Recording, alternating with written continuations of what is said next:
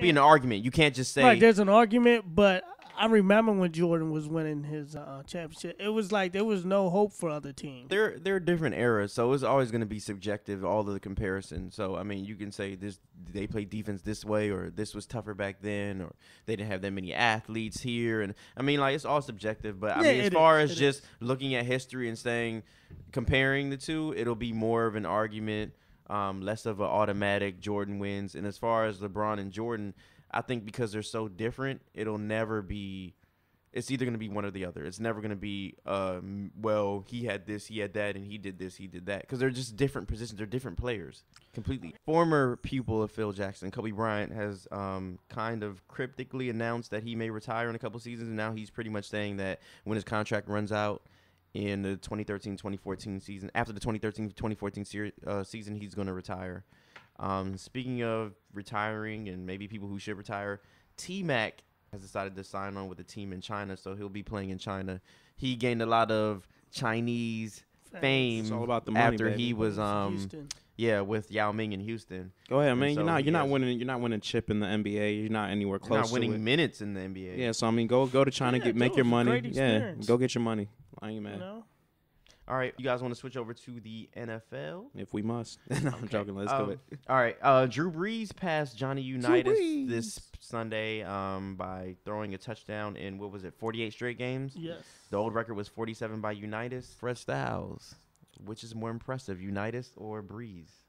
Unitas, because in that time, in that era of the NFL, it was basically teams used to just run the ball. Unitas was one of the first quarterbacks to come out there and just start slinging the ball around.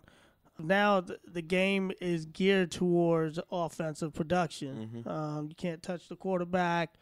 Wide receivers can't be bumped and touched or anything. So Breeze just took advantage of all the opportunities here, but Unitas did it at a time where, I mean, defenses were coming for your head with no repercussions. And concussions weren't even thought about. What? What's that? You got a headache. Yeah, I mean, he was the first to do it at a time where nobody else was throwing touchdowns. I think Unitas' record was more impressive, but let's not diminish Drew Brees' record because nobody else has done it. Like he's the only one who's done it. You got Peyton Manning, you got Tom Brady, no, a whole bunch of players. He gets props for breaking the record. He's just saying that it was harder to even get it done back then. Yeah, and it definitely was. But as I said, let's not diminish what he's done because there's been a lot of great players in this league who haven't been able to do that. Yeah. Okay, cool. We got some injury news. You guys remember last week, Jets receiver Santonio Holmes injured his foot with a Liz Frank foot injury, threw the ball away, and for some reason he just threw it up, and somebody else, what was it, Carlos Rogers picked it up? Yeah. He caught it. Cedric Benson. No, actually he dropped it and then picked it up and caught it again. Of course. Okay, running back for the Green Bay Packers, Cedric Benson is also out with the same Liz Frank foot injury. In other injury news, SportsIllustrated.com is reporting that Terrell Suggs may not return until November. For some reason, they are still playing that card that he may return from a partially torn Achilles tendon. I don't see that happening because and you'll never be the same. Right. So I don't understand how you can come back early from it and be in football shape and be ready to play in the middle of the season. It'll happen. That's my prediction. Look at Adrian Peterson. Yeah, that's my prediction. Yeah, he'll be back. Not that they need him really, but they could definitely use him. They can use him. Also, Texans Brian Cushing. If you guys remember, speaking of performance enhancers, the Monday night game, he was injured on a chop block. He tore his ACL. Clay Matthews, his former teammate at Southern Cal, tweeted basically that the NFL needs to go ahead and make rules fair for both the defense and the offense, protect both sides of the ball, even though there's a third side. I think we're going to be playing flag football in the future. Really? I mean, but those low blocks. That chop block was pretty vicious, though. That chop block was. And speaking of, there are three sides of the ball. They even protect special teams now. You can't wedge anymore. So defense is the only one they've ignored over the past few years. Like, he has a point. Like, dude wasn't looking, and the guy just came back and chopped his legs out from under him. Like, it was really dirty how it went down. Yeah. Okay, really quickly. RG3 was injured, suffered a concussion or a mild concussion. It's only mild when it happens to somebody else, right? Right. and he was carted off. He didn't return to the game. Mm-hmm. Now people are saying, who would you have drafted if you had the number 1 pick? RG3, a dynamic person. He has a huge ceiling. You don't know. I think that question was answered. If we had the number 1 well, pick, I'm saying I think we would have got well, Luck. I mean, as far as for the future, he has more what potential type to be great, of but he also quarterback? has more potential to be injured. Or Andrew Luck, who is already a pocket passer, can give you some yards on the ground, I guess. But it's a bigger build too. Right. So because he ran for a touchdown. There's no question in my mind. I'm taking RG3 every day.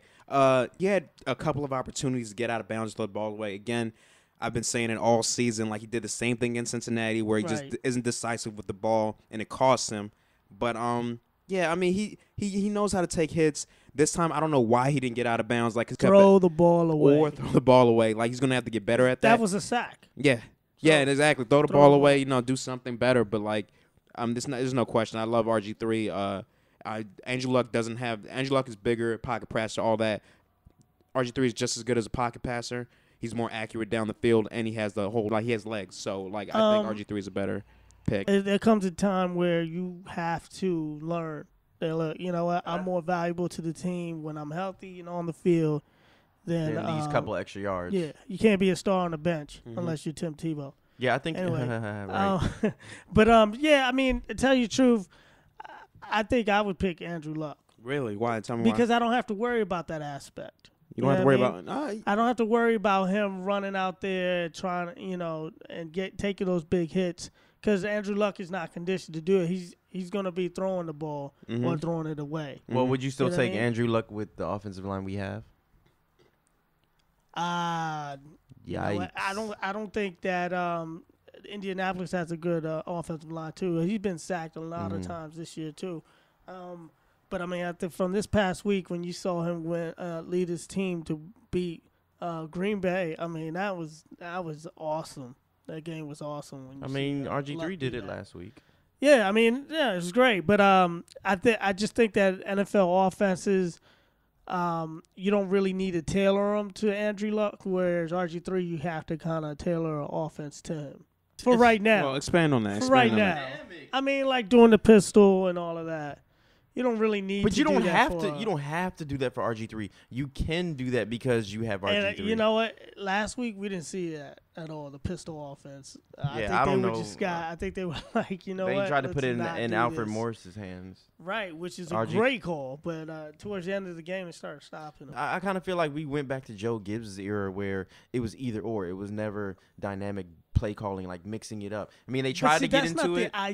That's not the ideal offense you want to run. You don't want to run that type of offense where you have your quarterback running around. No, but the thing is, you have that weapon though. So I mean, you can sprinkle it in. It's just that they had it in heavy doses. It's a compliment to an offense. It's something you could throw out there. That's like if they just ran flea flickers all day. Like that was the game plan. That was the offense. Yeah, but you know what? One hit is all it takes, though. Hold on. But I mean, the chances of getting hit are higher outside the pocket. Yes, but Andrew Luck could just as easily, being less mobile, get creamed from behind because he doesn't have the same pocket presence. No, that's the nature of the game. But if you're running like that, like RGG did. I don't know why he at the last minute tried to cut in. Right, and it wasn't going to get any yards going that way. It wasn't going to get any yards. I mean, if that's Andrew Luck, hopefully I can't speak for, but if that's him, he's probably throwing the ball away. That's Eli Manning, he's probably throwing the ball away.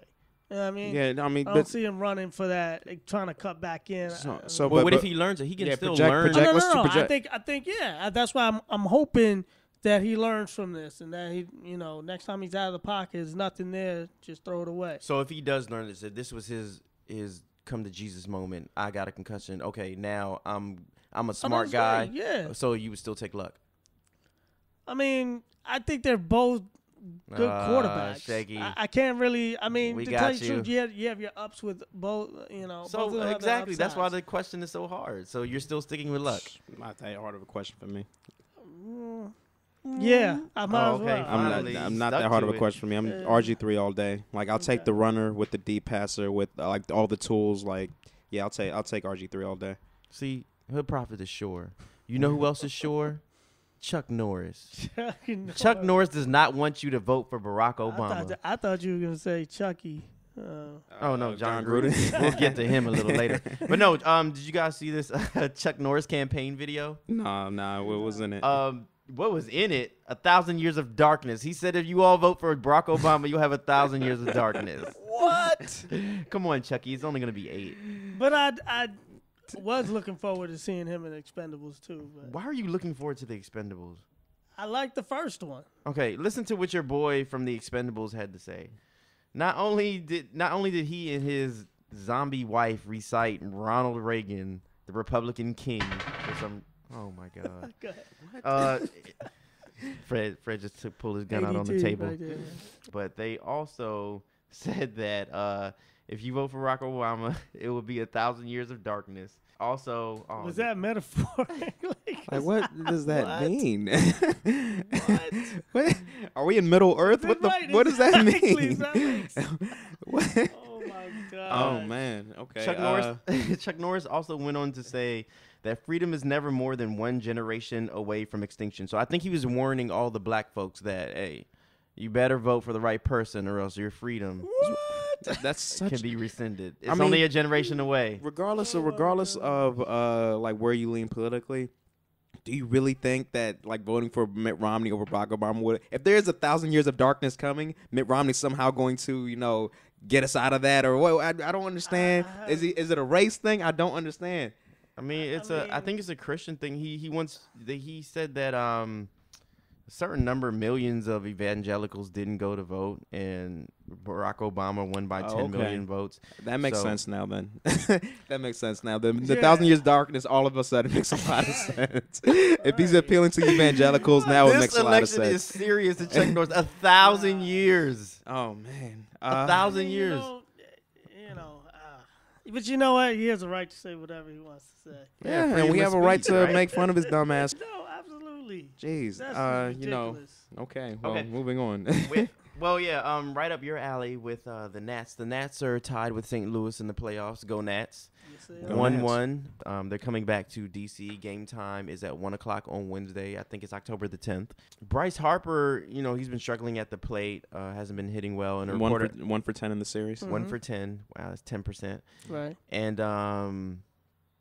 a reporter asked him if he was anxious at the plate. Hall of Fame. A Hall of Famer asked him if he was anxious at the plate, and he kind of snapped back at him and said, "Oh, maybe you should be our hitting coach." Do you see a problem with Bryce Harper? Or is he young, or what do you think? That's just being young and immature. He's frustrated. He's frustrated right now, and even Davey Johnson said that his guys even his pitchers looked anxious at the. On the mound. So yeah, we have a young team. Yes, it's a young team. It's the first time being in the playoffs for a lot of these guys. Mm-hmm. So I mean, right now it's going to take the veteran guys to like Jason Worth and all these guys to sit these young dudes down and be like, "Hey, look, it's just like another game. Mm-hmm. Say what they need to say." But it is a young team. I mean, they got blown out yesterday. 12-4. 12-4. And the thing was like, and I've noticed this from the team all year, that they're not patient at the plate. And then we find out that the pitcher of St. Louis was actually injured yesterday while he was pitching to us. And a lot of his pitches were balls out of the strike zone. We were still hacking at him. Yeah, I mean, if you look at a team like the Yankees or the Braves, you see them up there. They make the opposing pitchers work. Unless they're A-Rod. Right. I think Bryce Harper, there's two things I have with Bryce Harper. He probably didn't know that. I'm sure he didn't know he was a Hall of Fame reporter. He's a young guy. He didn't really know that beforehand. Right, exactly. I don't know how the question was asked. Maybe the guy gave him a little sass, and he maybe sassed him back a little bit. Who knows? Right. But I think he was kind of riding the wave of his previous comment. The old that's a clown question, bro. I seen dudes on the Metro with that shirt on. It became a whole. It took on a life of its own. He got a lot of fame because of that. Right. He's probably like kind of looking to do the same similar sort of thing, like a little bit dismissive, a little bit, off color, and he just did it to the wrong dude, and it got blown up. So I think it's water under the bridge, but I know that reporter is probably going to hold it against him when he comes. He's a young kid, and maybe because I'm a Nats fan, I think this way, but I don't know. You guys are reporters. What do you guys think about it? I think it was a clown question, bro. I mean, he didn't need it. I mean, he was frustrated. He was a kid, whatever. Exactly. But okay, well, anyway, In groupie news, my favorite part of the show, groupie news. Hoes be winning.